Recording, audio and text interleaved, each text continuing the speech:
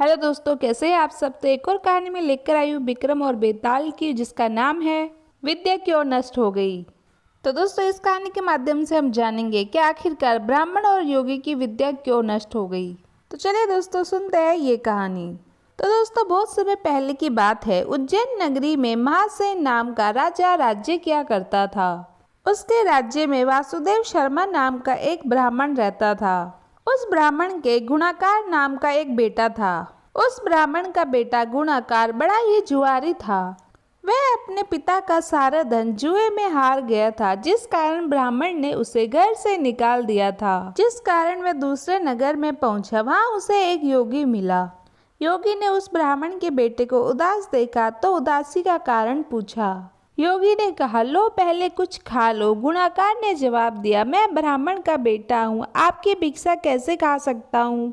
इतना सुनकर योगी ने सिद्धि को याद किया। वह आई। योगी ने उस सिद्धि से कहा कि इस ब्राह्मण लड़के की खूब आव भगत करना। और सिद्धि ने ऐसा ही किया। सिद्धि ने एक सोने का महल बनवाया और गुणाकार उसमें रात को अच्छी तरह से रहा।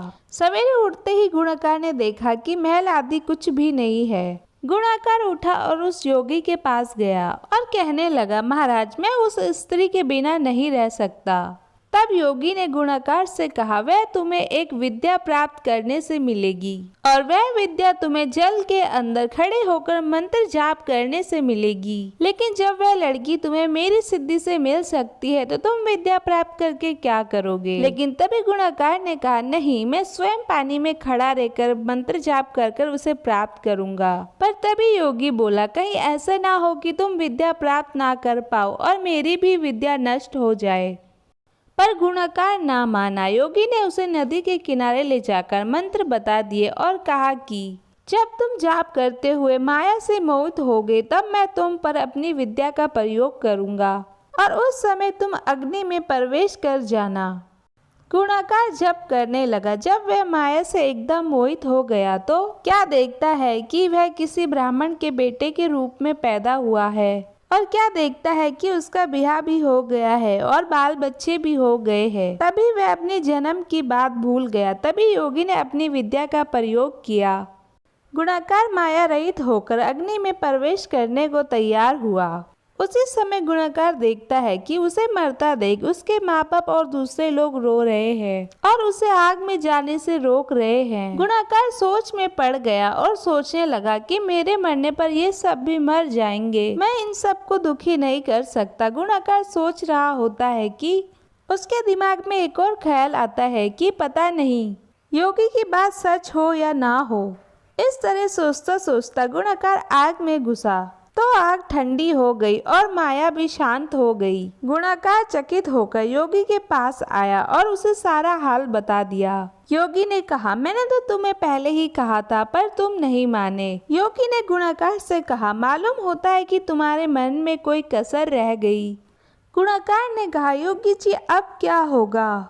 उसके बाद योगी ने स्वयं सिद्धि को याद किया पर वह नहीं आई और इस तरह योगी और गुणाकार दोनों की विद्या नष्ट हो गई।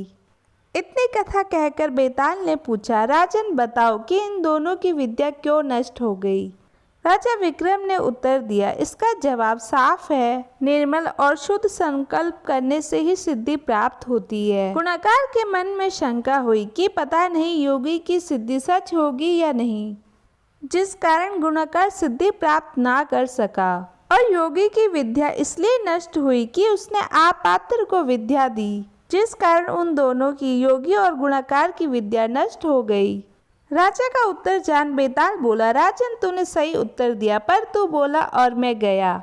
इतना कहकर बेताल वहां से गायब हो गया और फिर जाकर पेड़ पर लटक गया। राजा विक्रम उसे फिर लाने गए और फिर बेताल ने एक और नई कहानी शुरू कर दी। तो दोस्तों, वो कहानी मैं सुनाऊंगी आपको नेक्स्ट वीडियो में। जब तक के लिए राधे राधे, बाय बाय दोस्तों। और कमेंट करके आप जरूर बताइएगा आपको कहानी कैसी लगी। अगर अच्छी लगी हो तो लाइक कर दीजिएगा दोस्तों, और कमेंट भी कर दीजिएगा और सब्सक्राइब भी कर दीजिएगा दोस्तों प्लीज़। तो मिलते हैं दोस्तों नेक्स्ट वीडियो में। जब तक के लिए बाय बाय, ध्यान रखिएगा दोस्तों।